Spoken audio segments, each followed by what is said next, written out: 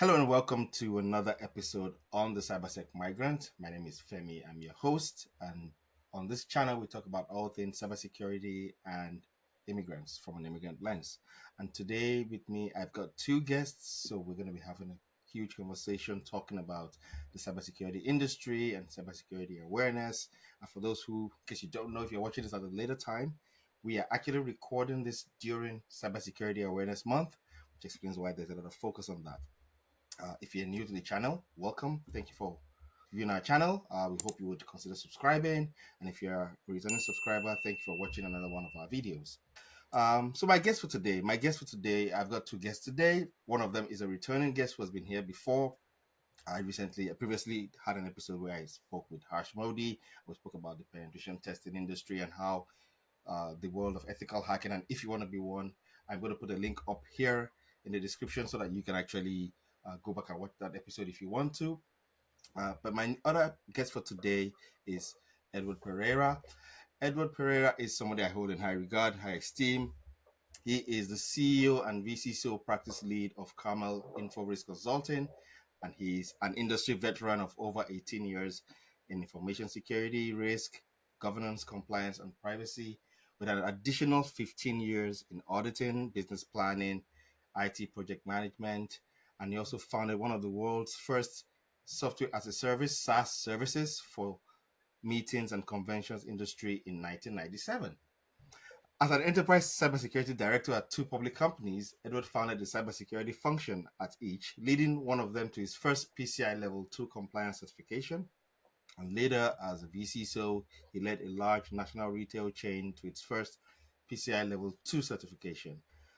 And at a publicly listed mining company, Edward established a third cybersecurity function from the ground up while embedded in its IT team.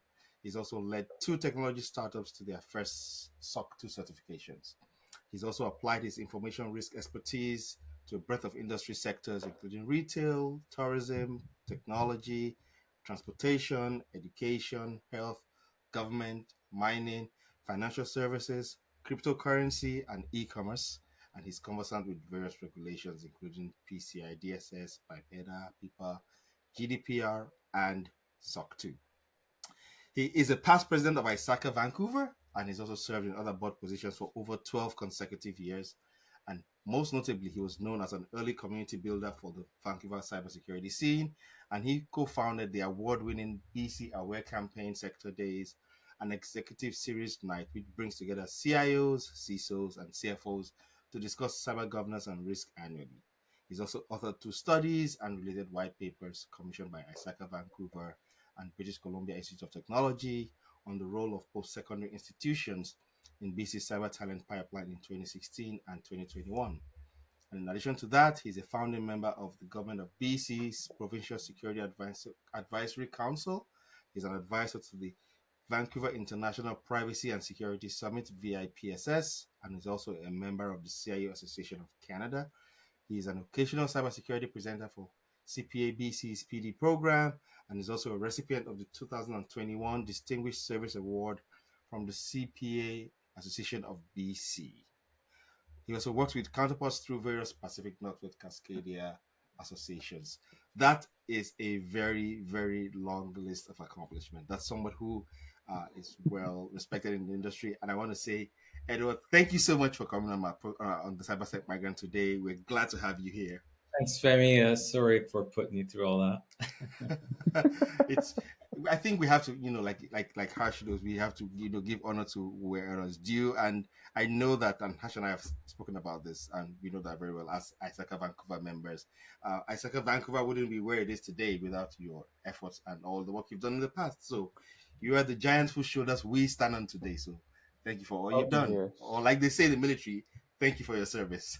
thank you. Yes. Yeah, uh, I'm happy for ISAC Vancouver because it's got a continued lineage of lots of new blood and energy. So it's doing well without me right now, and but I'm watching it on the sidelines for sure. We're not letting you go that much. Don't think we're not going to knock on your door anytime soon. We're still going to keep doing that. Hmm. Yeah. So with that at the back of our minds, with that introduction, can you just sort of give us a bit about your journey into cybersecurity and particularly your role as a CISO? Because I know many people have always wondered what exactly is a CISO. How do I become a CISO? Can Yes. you give us a bit of a background, your background, and that role as it is? Yeah, so my journey has come from probably uh, one of the main four directions that cybersecurity career would begin from, and mine was actually the financial accounting assurance audit. Audit turned into IT audit, as because I had a certain level of technical proficiency in that area. So I kind of was volunteered to become the IT auditor within the couple of audit departments I was in early in my career. And then one opportunity I had was to actually start up an IT audit department. Sorry, an internal audit department at Mm. a large public firm. It was in response to Sarbanes-Oxley.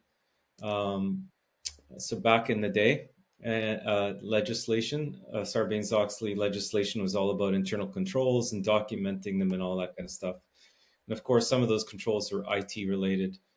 And after a year and a half, I had the opportunity, basically, the luck, stroke of luck and of fortune to sort of be tapped on the shoulder to try out this new job. And the job was IT security director and start up a function from scratch for the same company that I had just helped start up the internal audit department. Um, so in the internal audit department, I was kind of employee three of three, but we all started at the same time, and then with security, I was employee number one. So I had to come up with the function. What does that look like in a company that had had 7,600 people full time and seasonal staff that kind of swelled up the company to about 24,000 and all over North America at first, and later in other parts of the world too. So it was interesting. Some of the company was growing nominally, and then there was another sort of portion of the company that was growing rapidly. And so, from a cybersecurity perspective, it was really important to understand these two different sort of Dr. Jekyll, Mr. Hyde aspects of the company and have a strategy for each of them. So I was cutting my teeth, and I was cutting my teeth also in that role because there was no function prior, and so the IT environment was somewhat Wild West.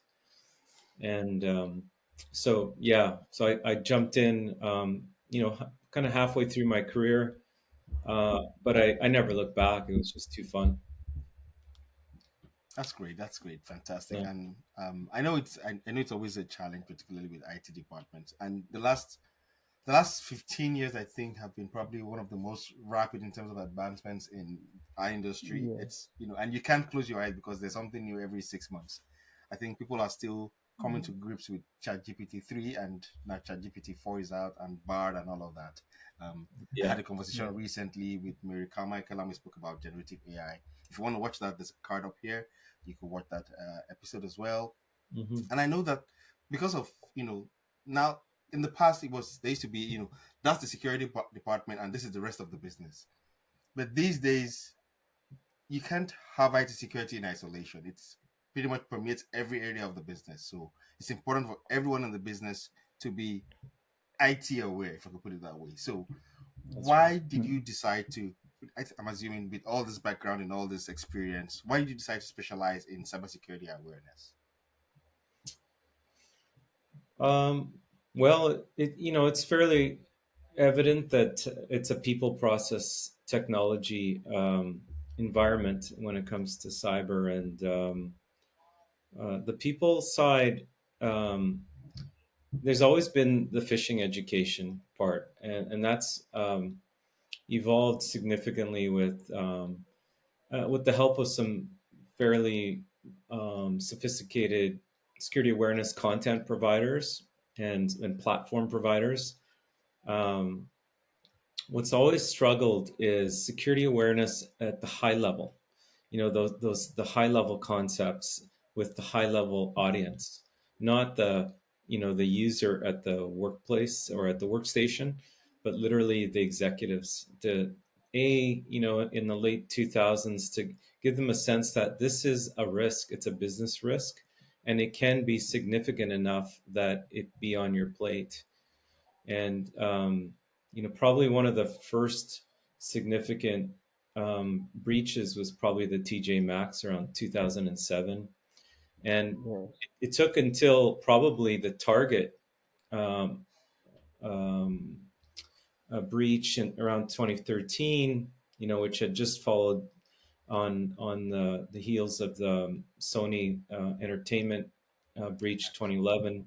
Those events were significant to the executive because um, it was evident that the repercussions of a data security breach event was going well beyond the walls of IT. It was truly like, how do I manage this as a company? And I'm a manager of the company. How do I manage these kind of risks? So then you started to see, significant effort to educate board members. Um, they even changed the name of information security at that point. Information security, cybersecurity were terms that were around, but information security was the prominent term, and probably is the formal correct term for what we're talking about. But cybersecurity kind of got um, popular just so that we could get the attention of our board of director audiences. And so that was happening in 2013, 14.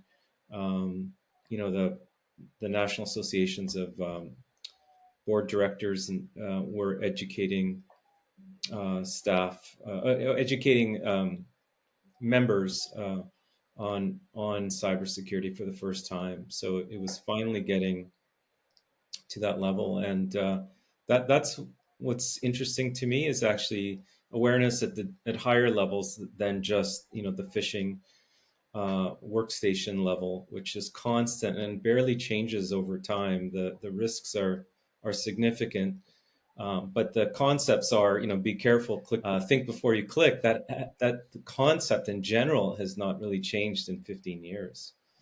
So that part bores me a little bit, but the rest of it is interesting because cyber really does, as a risk, definitely does belong along with the other business risks today. Yeah, absolutely, that's true. Did you want to add anything to that, Harsh? Yes, actually, we are again playing a mouse and uh, the cat game, to be very honest. A couple of years ago, the malware and everything was a new kind of thing. And now today, all those phishing links and all those they have come back into the picture with the use of AI and everything. So just last week, I was talking with someone that now you can replicate someone else's voice and you can have an entire script running in the background in that person's voice, and then you can send it as like, okay, this message comes from the executive board of directors. You have got a promotion, or you are fired, or you are not performing. Please click this link and reply back, blah blah blah blah, and all those things. So, and again, I'm predicting that after again 15, 20 years, something new will come, and we are just doing the same thing via different means of communication or different means of a domain. So uh, that's just I want to add. Yeah, I think Yeah, I think it's true. So you were going to say something? Ed? yeah. I was just going to say, as much as I don't like talking about phishing and what happens at the workstation, it is essential, and we have to carry on to try to have our Yes. users be um, have cybersecurity top of mind all the time. So it's not an effort that we can really let up on at this point. No, Um, yeah, not now, not ever. I don't think, because maybe not. Yeah, the threat actors aren't sleeping. They actually are getting better. Like Harsh said, I know once upon a time it was the hallmark of a phishing email would be, oh, the grammar is off, the tense is off, it's Yes. poorly, terribly worded English. These days, all they need to do is ask ChatGPT to write an email for them, and it's perfect. So Yeah, you can't use that to that's right. track it anymore. So That's you've got to right. be a bit more diligent in looking out for those telltale, signs of you're being fished. Hmm. That's the thing. Because I've had conversations with different people, especially those who are not technical, and they've got, or they've got certain things. Well, it doesn't concern me. I'm small fry, or what, what have you. And there's a lot of misconceptions or myths about information security or cybersecurity. So Ed, what would you say are some of those common ones that you've encountered, particularly in your large expanse of experience? Those misconceptions that people really should pay more attention to, but they don't. Hmm. I Yeah, I mean every click counts, so you have to kind of be aware of what you're doing.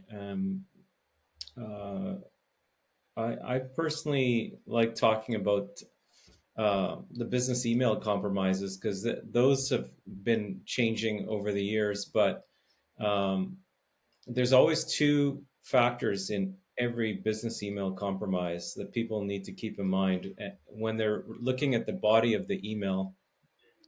One is urgency is always created by what's written, and then the other one is usually inaccessibility. So usually you get a set of instructions, and then that person is going to go away and not be accessible to you for you to validate. And so they're getting on an airplane, or they're about to go into a meeting, or whatever. And so you feel like that you don't have the chance to validate what they're asking for, which could be like pay an invoice or what have you with a wire transfer. And but those two things are always common in every single business email compromise. So it's sometimes you could look for the five different flagged items on the email, or you could also try to generate in you that kind of instinct that looks for the general concepts. And for me, business email compromises urgency and inaccessibility. That's how I like to summarize that Hmm. particular type of email risk. Yeah, thanks. That's true. And Yes. I've met several people. I remember somewhere I used to work a while ago. Someone was she got a message asking her, I'm the executive director. Go buy me a bunch of gift cards and send them to me. And Yes. there was a lot of back and forth, and she didn't think anything of it, and she was going to do that. She had bought the cards already, and then before we finally realized that it was not, Yeah. it was Yes. like, hey, you're asking me to send to a different number. What's wrong with your number? And then it dawned on her at that time, and that's when she realized, oh, she had been a victim of that, You know, and and she felt bad for yeah, her. no, and I don't blame her because if she's been in an environment where she has not been educated, security awareness wise, if the company, her employer, has not invested in that, likely she would have fallen for it. Yeah, But if that Hmm. employer had provided training, probably she would have got around to that point where she would realize she would have that instinct. Yes. She would have maybe some sample case studies already that would have tipped her off. So can't always blame the user, that's for sure. But I find with premature companies or immature companies, security awareness wise, the gift card idea is more likely to succeed Hmm. than it is in a more mature cyber security awareness mature company. That very true. I can guarantee.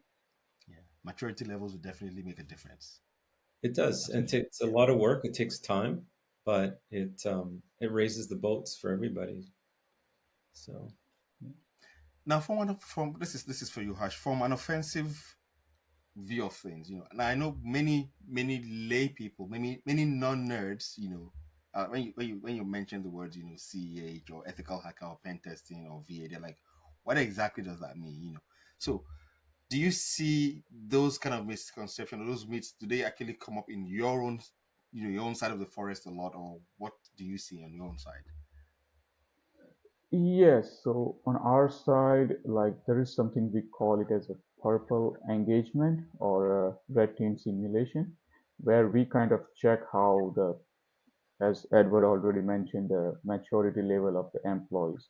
Because as you go up in the chain, the access is like a director or VP, and then those guys have a lot of access. So if you target those person, but yes, from time to time there have been instances where sometimes the lower level people, when they are forced to all those education and training, they do not click on anything, but then someone from the HR or someone from the director level, because of the time distribution or anything, they might click on it. So yes, we have all those engagements where we target specific humans or where we target a particular department of the organization and see how much awareness they have.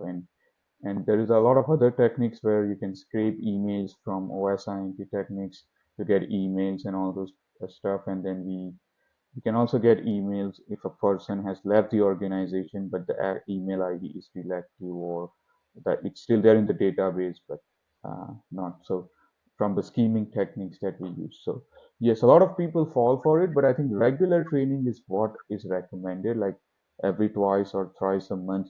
Like okay, this is something called a spatium. Not that much that would take an entire day.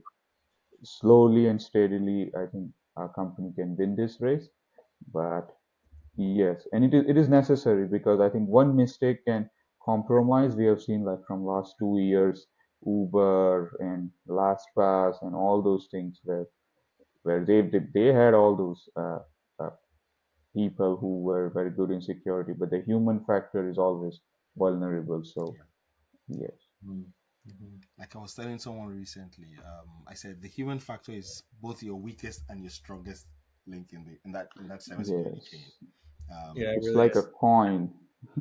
exactly right.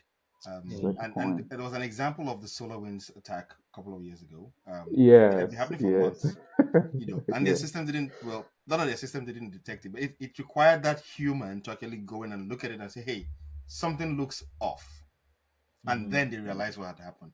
If he didn't do that, maybe we wouldn't have known for a few more months. So Mm-hmm. that human element is also important, I think. So thinking of those human element, those that human part of the thing, what are some practical tips you can offer to individuals and employees? Because it's not the company that's going to do this. So what tips can those employees or those individuals, take to stay safe online, recognize threats for what they are, and err on the side of caution? Yeah, I think try to develop your instinct as well as your hunting skills, your detective skills. Try to look at it from a high level, situationally. Why is this email appearing here now? This is odd. To sort of looking for that spelling mistake and or looking to some other sort of micro clue within the email.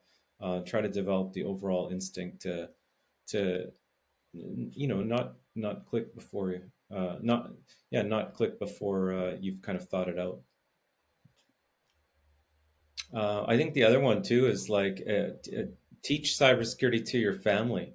Just teaching it to your Yeah. family makes them safer, but it gets you more involved and more committed to the concept. Um, because it really that risk is sort of floating around everywhere. It's floating around every time someone opens a notebook or a mobile device. Any one of us and any of our relatives are subject to it. Or connects to public Wi-Fi? Yeah, yes, yeah, for sure. Yes.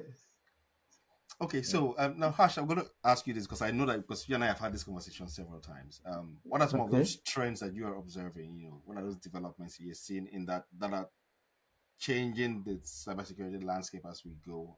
Currently observing those that we should pay a bit more attention to. So I think the first landscape that we have to pay attention is the AI, and because there is no regulation over the AI. And it's Yeah, like a same thing that there are some countries who have banned AI, but now the entire population is behind in terms of AI. So I think one or two, I think Italy has banned ChatGPT usage. I think it's one of the countries.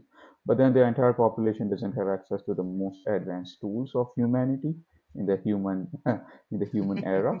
So that's so it's like the coin, like mature usage and teaching can be done. And see, whenever I go and do any kind of test, I always say that if you are not able to do it, that doesn't mean any other bad guy is not able to do it. Like with time and research, and anything is achievable. So AI usage is the second thing. the, the second thing is evolving techniques of, like, today there are lots of hardware devices available that can jam your Wi-Fi. So we used to do that in our engagement. There is something called as pineapple Wi-Fi or something like that. So what pineapple Wi-Fi does, and this is everything is automatic. It will jam your Wi-Fi. So for example, ABC is your uh, the name of your Wi-Fi, ECID, BCID. It will copy everything. It will jam your Wi-Fi. You just have to plug in another internet connection. It will replicate your Wi-Fi. So, for example, Infosys or Amazon or whatever the company's Wi-Fi it is, and then it will have an open connection. Or if the password is cracked by brute forcing, then it would have the same password as the original. And then every employee will go and connect to that Wi-Fi, and then everything is in plain text. And then within one day, you can dump a lot of those activities, and then you can have a lot of data, and no one on earth would know that what you have done. So that's, and all those devices, they, like right now you can get those devices from Amazon and a lot of, and they are a lot, like a lot cheaper. Like 400, $500 is not something a Yeah. person who is highly motivated in this industry. So So Harsh, this scenario would happen mostly with a public Wi-Fi network. Uh, public can so public is always dangerous because you don't know who is hosting it. Like uh, a couple of years ago when I met someone, we did it with like at Starbucks or any other network just to show how the attack works. So we were just sitting with Kali Linux, and then I had that Wi-Fi extender. I spun a server for 5 minutes with the same Starbucks dash guest, and there was already Starbucks available. And Mm-hmm. just like I added the dash guest and it was open, and then I showed someone like a manager or someone to just see that, okay, we can dump all these credentials. If you want to target a specific place, you have to be in that location. So, for example, if I'm targeting an organization, I have to be in the place where the employees come and they work. Like so for that purpose, I have to go to that place. I can be in the parking or on the terrace, or right now the antennas are also very stronger. That Yeah. in 2015, 2016, the antennas were not that strong, but right now you can 100 meters, 200 meters, 300 meters. So that's a lot. Like you are in your neighbor's apartment, but you're controlling that Wi-Fi. So that's a bit strange, yes, but those Yes, things still exist. if you're targeting, um, I don't know, a top secret atomic facility, and you're 300 meters away, um, I guess as a CISO, you're trying to protect against that type of risk with probably the second factor of authentication being like a digital certificate Yeah. on the notebooks, right? Uh, on Yes, on the yes, endpoints. yes, yes, yes, yes, Because if you don't have that, then it's pretty hard to defend, yes, isn't it? yes, Yeah. I mean, you yes, can't even, it's out of sight, out of mind. You can't even see this yes. wireless adversary. And that's the That's point. why, like, That's the challenge. Yeah. a lot of corporate environments have their own VPN. Yeah. Like, whichever company they are using, it will not name any of those companies, but they have their own VPN. So even if a person connects from Starbucks, still the data is encrypted. And Right. we see all those ads that say that, okay, VPN is essential and important. And sometimes, or in some cases, it is truly essential. I have one device where I used to perform the CTP. So I'll show that on camera if anyone is interested in that kind of work. So Yeah, I definitely been using VPN when I'm traveling a lot more often than ever. I think it's essential if you're a traveling employee. You got to have VPN, whether it's corporate provided or uh, Personal. or if it's personal. Yeah. I remember I was having a conversation with someone a while ago, and this is a few years ago. Um, someone she knows, I think it was a client who was traveling from, I believe she was traveling from India to Canada, but she was on a Hmm. KLM flight, so she was transiting through Amsterdam. So I think she stopped in Amsterdam, connected to the public Wi-Fi, did some of her banking transactions, and then No. logged off her phone and got on a 10-hour flight from Amsterdam to Vancouver. When she got to Vancouver, her bank account had been cleaned out. I think it was about $96,000 that she lost. All because she connected to public Oh, Wi Fi, which she thought was safe Wi Fi in the Amsterdam airport. Yeah, yeah. So these things, they always would happen. And that's an individual. But every day, I know several corporate organizations where I work with other companies, they, especially if you're in certain industries, if you're what they call critical infrastructure, so power, energy, they're always being targeted, with all the global issues right now. We won't name any names. That's always happening. So, Edward, I wanted to ask, how important would you say it is to have a well-defined incident response plans? Because it's going to happen. You're always going to have these incidents. They're going to always come on. You're going to be targeted. So, how important is it to have that well-defined plan, and what key elements should it include if you're going to have one? Well, yeah, it's super important. The duration of your incident response correlates with the business impact of the incident. So you're trying to reduce that duration that is required to respond to the incident. You want to reduce it. The longer it lasts, the longer it lingers. Inevitably it's going to upset the business in one or many ways. So uh, having a plan always helps you improve your response times. And what's important there is understanding that your total response period around a particular incident is actually broken up into various pieces, and you have to understand how you can reduce each of those pieces, those segments of time.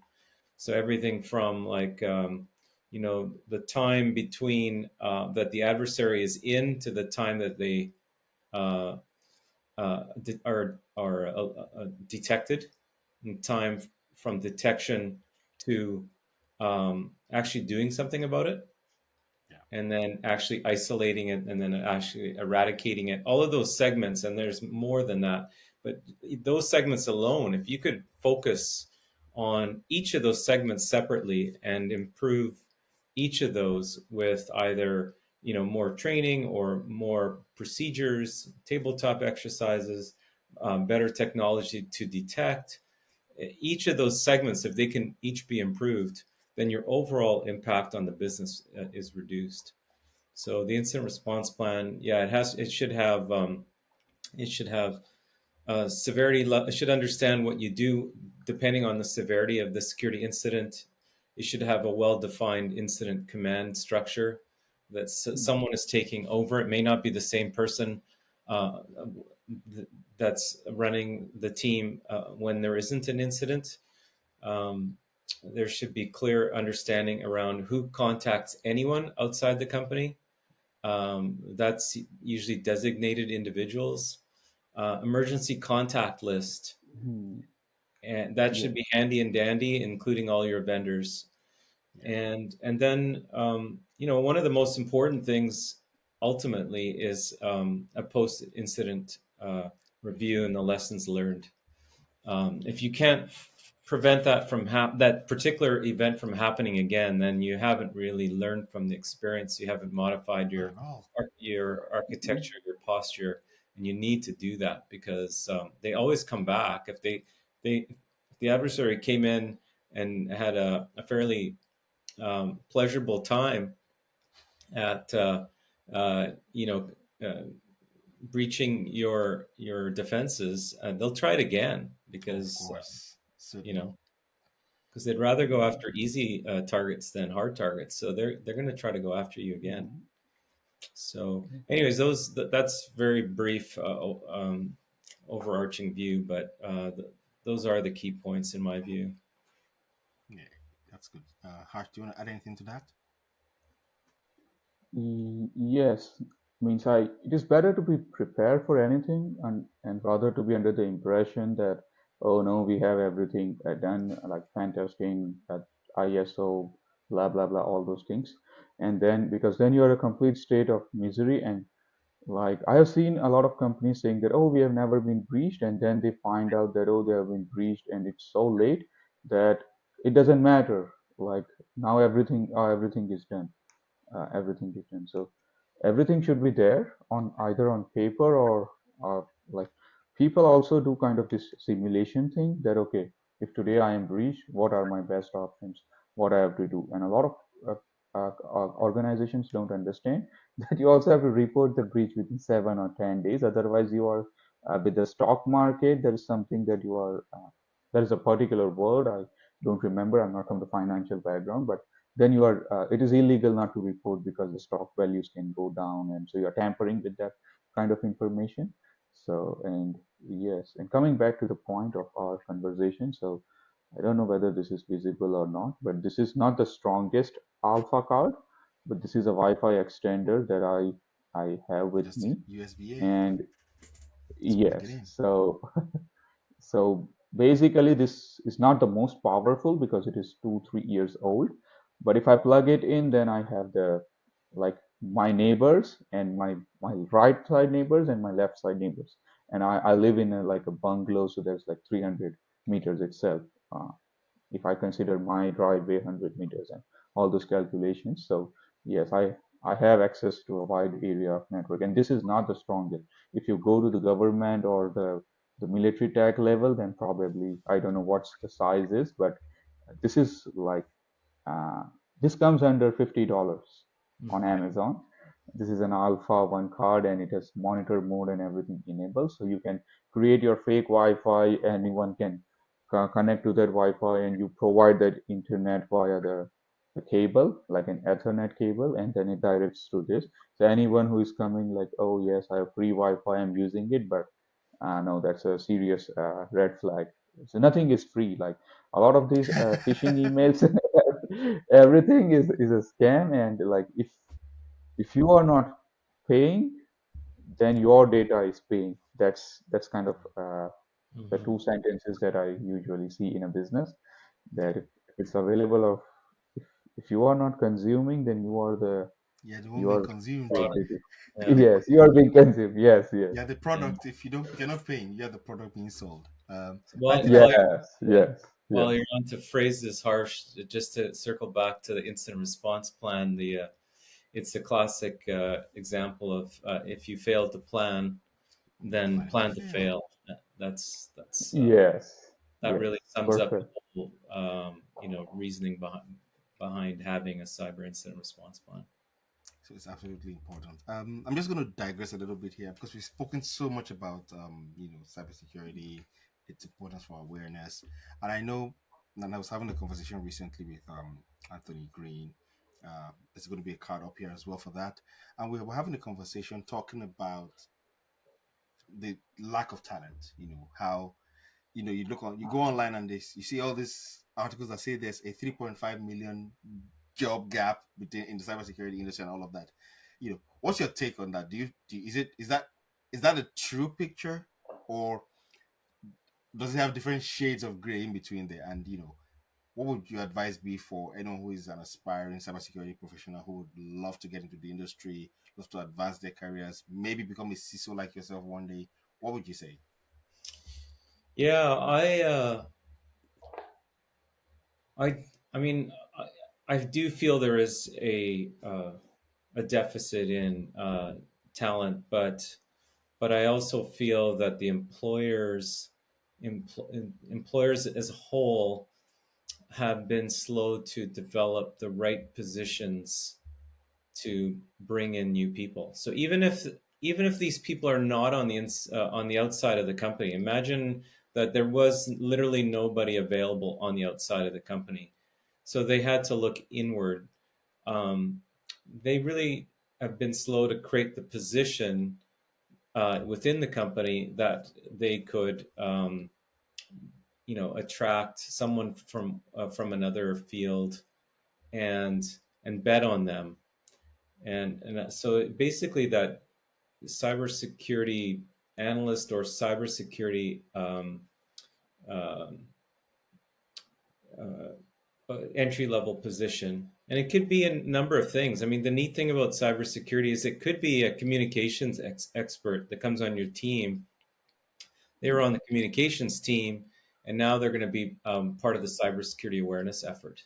So suddenly, so it was never, no one was ever really that technical. They just had to learn some new content. But what they were good at is getting the messaging and planning the messaging, planning the frequency of the messaging, all of that good stuff.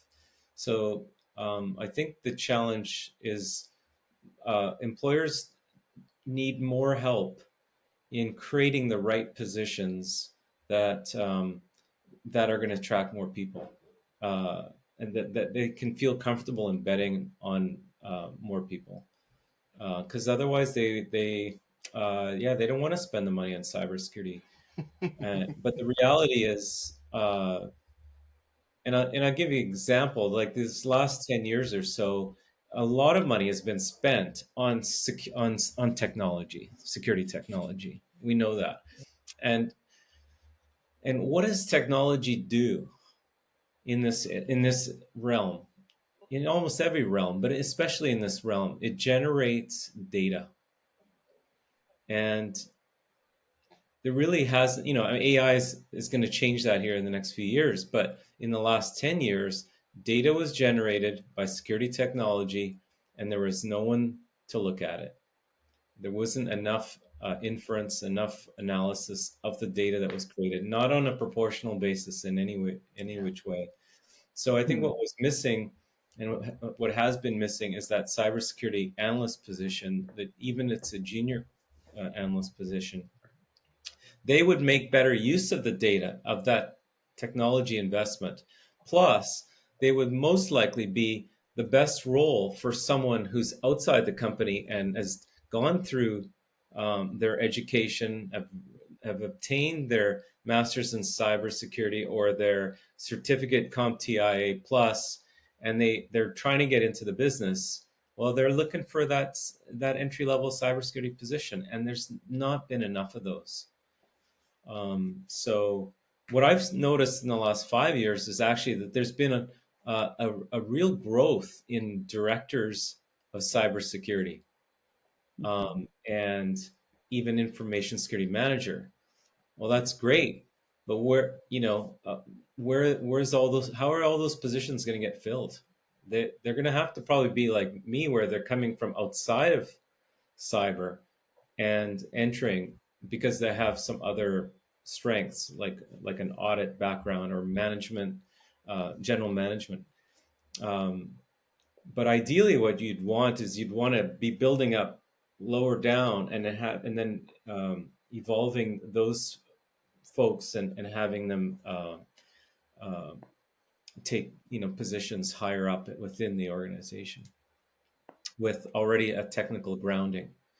Um, it is a start. Like one way to look at it is, okay, you've got all these medium-sized companies. They've got these directors of information security or cybersecurity being created. Presumably, they're going to fight for a team eventually, and so that team will have some junior roles eventually. And those are the folks who are best able to define the needs, the that more analytical need that that is more likely an entry level cyber position.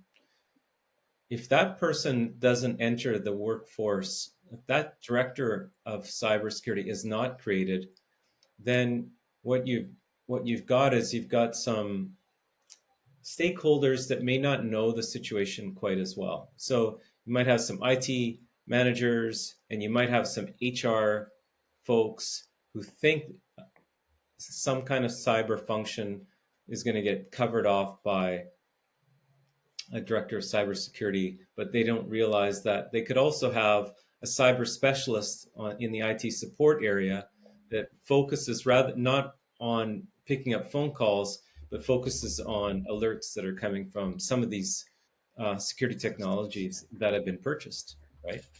So, um, yeah, so in a way, I'm enthusiastic about the fact that there are more directors of cybersecurity positions, way more than when I started. in 2005 in this field. There was a handful of us, and in the city, and and some of it made sense. It was either a very large retail company like mine, or it was a gaming like a casino, or it was mm. a grocery chain. Um, what else was there? Utility company. Banks. Those were obvious that there should be some kind of cyber person, but any other company would not have a director of Yeah. cybersecurity. And now you're starting to see that. You're starting to see it like as early as 200 people, um, a size of 200 people or more. You're starting to see that role, especially in the technology startup area. So that is the start of something, and the key though is to find the link between people who want to come in and creating positions that would best, take advantage of that lack of experience, but high enthusiasm. And the skills as well. Yeah, and the skills, Yeah. and the skills. So yeah, I feel like there still needs to be a circling back with HR and the HR community, and to talk to them about that gap, because I feel the gap is um, within the company itself. If they're reporting these vacancies, the vacancies might simply be in the wrong place vis-a-vis the people who are wanting to enter the field. Um, in my moment of my epiphany was actually realizing that when we talk about a cyber talent pipeline, you can almost imagine an actual pipeline, and someone's walking into it at the beginning on the left side, and they're getting to it on the right side, and in between um, they had a cyber career. And if you Mm, think about it, they only spent a little bit of time in school, 1 to 4 years to six, but then they spent 20 to 40 to 45 years uh, employed. I mean, that's what they want. And if they're in a cyber career that entire time, that's a much longer time period than those 2 to 4 years where the responsibility was left upon the student to learn. Yeah. The employer has to take some of the responsibility for the other 40 years, right? So Absolutely. you Absolutely. can't blame everything on those first 6 years. There has to be a change in what happens in the other 40 years. So, in my view, I think the employer and HR in particular need to come around and understand the gap a little better, and mm, create better positions for the opportunity. Um, because in many cases, you can companies will afford a director of cybersecurity, but they can't afford a four-man team. They're just not big enough. So really, what's important is um, that the IT people, someone needs to be embedded in the IT team and teach them how to defend, not just how to implement. Yeah. How to And do cyber. yeah, and then slowly but surely, some of those folks will be ambassadors, cyber ambassadors. Some of those defenders um, who are doing it on the side of their desk, but those roles will eventually be created. So It's a growing yeah, industry. It keeps growing. Keeps growing. it keeps growing, and yeah, I find it difficult. No one's really able to articulate it very well, but that's my best effort. It's understanding that the employer has a lot to do with this cyber talent pipeline. Can't blame it all on government or students not being interested in the field, or universities not offering courses. More also has to happen within the bounds of the employee life cycle, employer, the employee experience. mm. Absolutely. Absolutely. it's been such an interesting conversation. It just kept going on and on. I didn't realize we spent so much time, but just sort of to wrap it all up, what we said. So, from both of you, final thoughts. What would you say if you were, because we've spoken so much, we've touched on incident response, awareness, and that talent gap. So, final thoughts. What would you say if anyone? What would you like anyone listen to take out of this episode today? So, what's the key things? Either they're on the hiring side or they are on the talent side, or they're in the industry and just wondering, how can I be a better cybersecurity personnel? Final thoughts. For me, cyber is it's perpetual learning, and that learning. So you have to be that kind of person. You have to continue to be open to and humble to continue to want to learn. That learning also happens through your community. So that networking is really important. Learning through your networking experience, and that will also improve your chances of getting employed. So so I would say the social aspect and the networking aspect of cyber is really important, and it also includes support. Mental health support, just being out there talking to your counterparts, your peers, understanding what they're going through, how they're getting through it. Um, so it all kind of comes. It is learning, and it's networking. It's so cyber is very social uh, realm actually, and it's really key. So that's my last two words. Yeah. Over to you, Harsh. Yes, so I would say that we are always a student, like the student life never ends. If you are in Yeah. cyber or any other IT position, every 6 months the technology or something adds up that you have to be aware of and all these things. Also, when you are at an employer, when you are working for any company, then you would know that what are the certain things you really need to be specialized of. Like you can learn and then earn, but that kind of 50-50% applies to cyber because you're always learning and you're always earning. It's not like you stop learning. Second thing, from the company's defensive perspective, you have to be prepared for anything. Like you have to have a mentality that tomorrow anything can happen within the organization.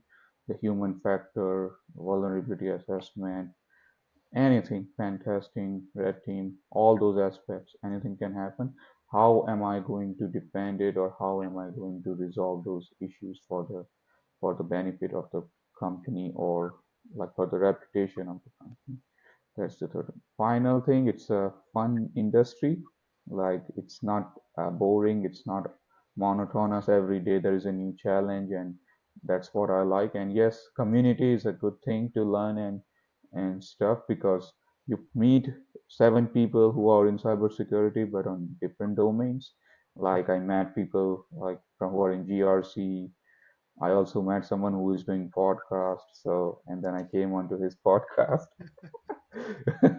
Right, so and that's how we share knowledge and build communities, and we have a good community here in Vancouver, I must say.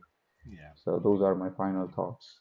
Yes. Thank you both so much, and I think you've all said so many important things. It's important to Uh, we're not all nerds who like to hide out in the basement, even though I'm in the basement, but we're all very social as well. So we all have a social life. We all We need to do, yeah. communicate. That's very important as well, because that's the only way we can share that information within the community.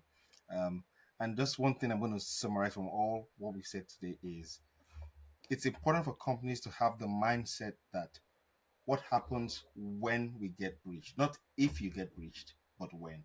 So don't assume Yes, you can yes, never be breached. Hmm. Assume that yes. you have been breached or you will be breached. How quickly can you recover from that breach? Your ability to Hmm. answer that question determines how well you will survive any potential breach when it does happen. So have that at the back of your mind. Um, so it's Hmm. been so good having both of you here today. It's been an absolute pleasure. We haven't been able to go through all of the things we would have loved to go through because time is a constraint, but we'll probably find some time in the future, come back together and have this conversation again. Yes, And you can also get in touch with us on either LinkedIn or Instagram or Twitter as well. And we would love to hear that engagement from you. And if you're on YouTube, thanks for watching all of our videos. Feel free to subscribe and like this video. And let us also know if you enjoyed this comment. Put a comment down below what you think about this episode. And until next time, I'm your host, Femi, and this has been the CyberSec Migrant. Thank you.